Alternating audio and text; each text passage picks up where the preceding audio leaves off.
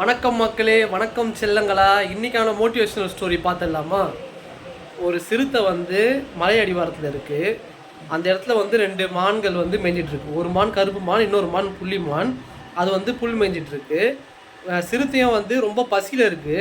ரொம்ப பசியில் இறை தேடிட்டுருக்கு. அப்போ வந்து அந்த 2 மானையும் பார்த்துட்டு என்ன பண்ணுதுன்னா, ரொம்ப ஜாக்கிரதையாக அந்த மலை அடிவாரத்துக்கு நெருங்குது. அதை பார்த்த மான்கள் 2மே வந்து ஓட ஆரம்பிக்குது. ஆனால் சிறுத்தை வந்து நம்ம எதை தாக்கணும் அப்படின்றத முடிவு எடுக்காமல் முதல்ல என்ன பண்ணுதுன்னா, சரி நம்ம கருப்பு மானை சாப்பிட்லாம் அப்படின்னு சொல்லிட்டு, கருப்பு மானோட இறைச்சி தான் ரொம்ப ருசியாக இருக்கும் அப்படின்ட்டு கருப்பு மானை துரத்தி ஓடுது. ஆனால் கருப்பு மானை அதுக்குள்ளே ரொம்ப தூரத்தில் போயிடுச்சு.